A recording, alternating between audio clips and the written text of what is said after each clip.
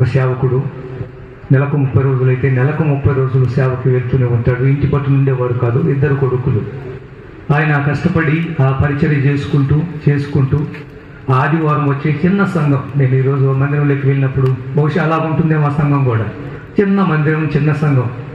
ఆయన ఆ ఆదివారం గబగబా 8 గంటలకల్లా ఆయన ట్రైన్కి వస్తాడు, ఇంటికి వస్తాడు, గబగబా స్నానం చేస్తాడు, ఏదైనా టిఫిన్ ఉంటే తింటాడు, మరలా 10 గంటలకు ఆరాధన స్టార్ట్ చేస్తాడు. ఇలా జరిగిపోతూ ఉండదు ఆయన కుటుంబం. ఒకరోజు ఏం జరిగిందో తెలియదు కానీ ఆ 2 కొడుకులు 15 సంవత్సరాలు 13 సంవత్సరాలు 2 కొడుకులు తెల్లవారుజామున తల్లి వెళ్ళి చూస్తే 2 కొడుకులు చనిపోయి ఉన్నారు. మంచం మీద 2కి శ్వాస లేదు.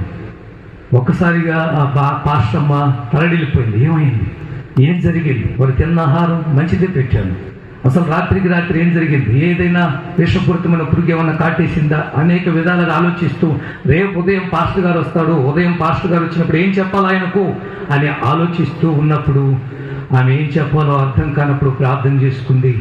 ఉదయం 7 అయింది, 8 అయింది, పాస్టర్ గారు రానే వచ్చాడు, కాలింగ్ బిల్కి వచ్చాడు. తలుపు తీసిన వెంటనే పాస్టర్ గారిని అక్కడ ఆపింది.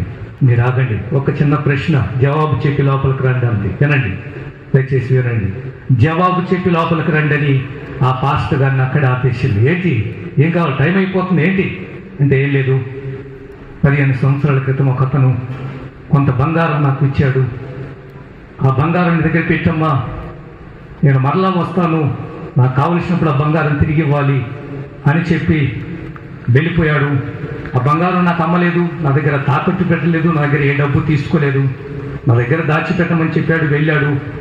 ఈ 15 సంవత్సరాలు ఈ సమయంలో ఈ బంగారం మీద మమకారాన్ని, ప్రేమను పెంచుకున్నాను, దీని మీద ఆశను పెంచుకున్నాను, ఇది నాతో ఉంటే బాగుండు అనుకున్నాను, ఇది నాకు కావాలి అని అనుకున్నాను. ఈలోపు 15 నెలల క్రితం ఇచ్చిన ఆ బంగారం ఇచ్చిన వ్యక్తి వచ్చాడు, ఇప్పుడు బంగారం కావాలంటున్నాడు, ఇవ్వాలా వద్దా?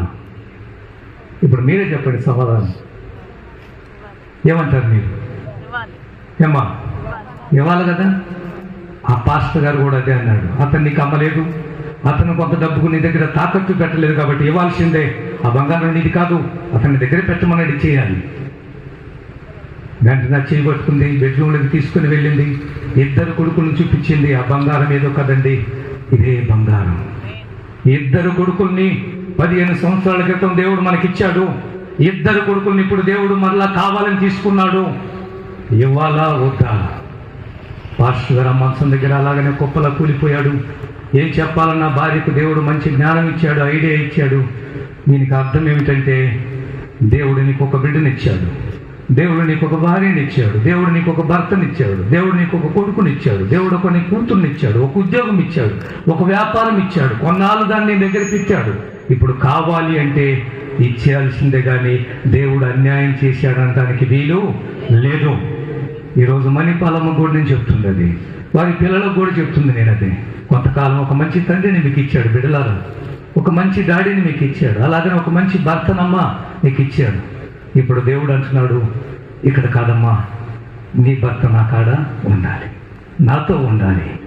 ఇప్పుడు దయచేసి ఈ కుటుంబ సభ్యులకు చెప్తున్నాను, దేవుడు అన్యాయం చేశాడనడానికి వీలు లేదు. ఏదైనా వస్తువైనా, వాహనమైన, ఏమండి, గర్భఫలమైన, ఉద్యోగమైన, వ్యాపారమైన, స్థలమైన, ఇల్లైన, పొలమైన, బంగారమైన దేవుడు ఇచ్చాడు. మరలా కావాలి అంటే ఏవులాగా యెహోవా ఇచ్చెను, చెప్పండి, యెహోవా తీసుకొని పోయాను. ఇందులో ఏమాత్రం అన్యాయమో లేనే లేదు. కాబట్టి దయచేసి ఈ కుటుంబ సభ్యులకు ఇది ఓదార్చే మాట అనుకుంటున్నాను. తప్పకుండా వారు ఓదార్పు పొందుతారు. దేవుడిచ్చాడు, దేవుడే తీసుకున్నాడు. ఆ తండ్రి స్థానంలో దేవుడే ఉంటాడు, ఆ భర్త స్థానంలో యెహోవా స్నేహితుడిగా ఉండే ఆ భార్యను తప్పకుండా ఆదరిస్తాడు. నేను కూడా